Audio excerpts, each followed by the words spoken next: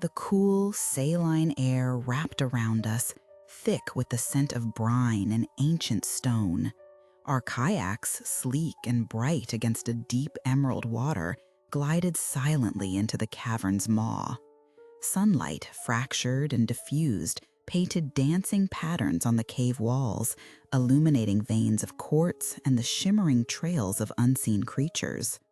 Each paddle stroke sent a soft ripple through the stillness, an echo bouncing back from the cavern's unseen depths.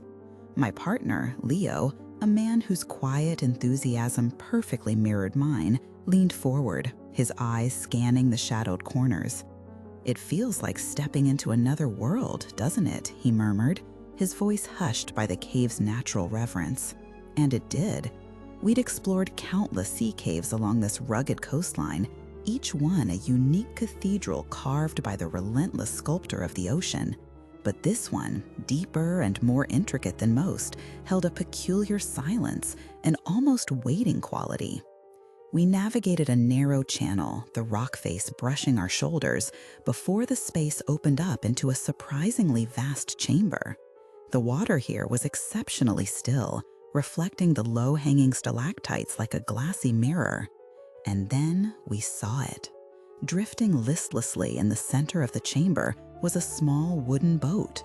It was old, clearly, its paint long since peeled, barnacles clinging to its worn hull like stubborn memories. What struck us immediately was its emptiness. There were no fishing nets, no equipment, and most notably, no oars. A shared glance passed between Leo and me. Curiosity mingled with a prickle of unease. "Well, that's odd," Leo finally said, his voice a little louder than before, breaking the profound silence. We paddled slowly towards it, our kayaks barely disturbing the water. Up close, the boat seemed even more ancient, its wood softened by years of immersion, almost blending into the cave's natural palette. As we circled it, a faint glint caught Maya's eye. Tucked under a rotting seat, half submerged in the shallow pool of water that had collected in the hull, was a small, leather-bound journal.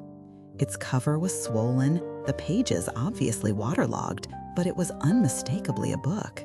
"Leo, look," I said, pointing. Carefully, Leo reached out, his fingers brushing the wet leather. He gently pulled it free. It felt heavy, saturated, its form barely holding together. "Someone left this here," he mused, turning it over in his hands. "Or," I added, "they didn't leave at all." We nudged our kayaks alongside the abandoned boat, using it as a makeshift platform. The journal was delicate. Attempting to open it fully risked tearing the pages. But the water had dried in places, creating distorted patterns on the aged paper, and here and there, words were still legible, though blurred and faded. "Let's see," Leo murmured, his brow furrowed in concentration. He carefully peeled back a corner of the cover, revealing a page that was less damaged than the rest. He began to read aloud, slowly, piecing together the broken sentences. The fog rolled in so thick today, lost all sense of direction. Been drifting for days now, or is it weeks? Food is gone, water is low. The coast, it seems to mock me, always just out of reach, yet never closer." His voice, usually so steady, took on a hushed, almost reverent quality as he continued to decipher the faint script. "The silence is the worst part, or is it the anticipation, the waiting? It's a strange waiting, not for rescue, but for something else. Something I can feel in the water, in the air, a presence."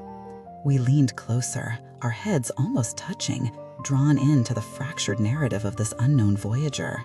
The air in the cave, already cool, seemed to drop a few degrees. Leo turned a page with utmost care. The ink here was even more faded, the words almost entirely gone, as if the writer's despair had bled them out. But then, on the very last page, near the bottom, where the paper had remained slightly drier, a few words stood out with stark clarity, bolder than the rest, as if written with a final, desperate surge of will.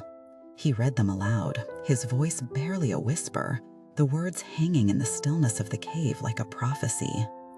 Quote, "They only come when the tide leaves." The silence that followed was profound, deeper than any we had experienced in the cave before. The dappled sunlight on the water seemed to dim. Our own breaths sounded unnaturally loud. Leo and I looked at each other, our faces reflecting a shared sense of bewilderment and a cold tendril of something akin to fear. Who were they, and what did it mean that they only come when the tide leaves? Was it a metaphor, a final poetic surrender to the ocean's embrace? Or was it something more literal, a warning from a lost soul about a hidden danger, a creature of the deep, or perhaps a force of the sea itself that claims those abandoned by the retreating waters? We sat there for a long moment, the water gently lapping against our kayaks, the ancient boat swaying imperceptibly beside us. The journal, with its chilling last words, lay open in Leo's hands. We considered taking it, bringing it back to the world of light and logic. But something held us back. This was its place. This boat, this journal, this cave, they were inextricably linked, a silent testament to a mystery the ocean had claimed. To remove it felt like disturbing a sacred, sorrowful space. Slowly, carefully, Leo placed the journal back in its resting place, tucked under the seat, half submerged once more. It felt like an act of reverence, a promise to let the ocean keep its secrets. We backed away from the boat, our paddle strokes soft and hesitant. As we glided out of the chamber and back into the narrow channel, the strange sense of being watched, of having stumbled upon something ancient and unresolved, lingered. The world outside the cave, when we emerged into the dazzling afternoon sun, seemed almost too bright, too normal. But the mystery of the boat with no oars and the journal with its haunting final words remained with us. It was a reminder of the ocean's vastness, not just in its physical expanse, but in its capacity to hold untold stories, to whisper secrets that defy explanation. It taught us that sometimes the most profound experiences aren't about finding answers, but about encountering the beautiful, terrifying, humbling power of the unknown. What are your thoughts on this story? Have you ever stumbled upon something that left you with more questions than answers? Share your experiences in the comments below. And if you enjoyed this journey into the mysterious, remember to subscribe and follow for more tales from the edge of the known.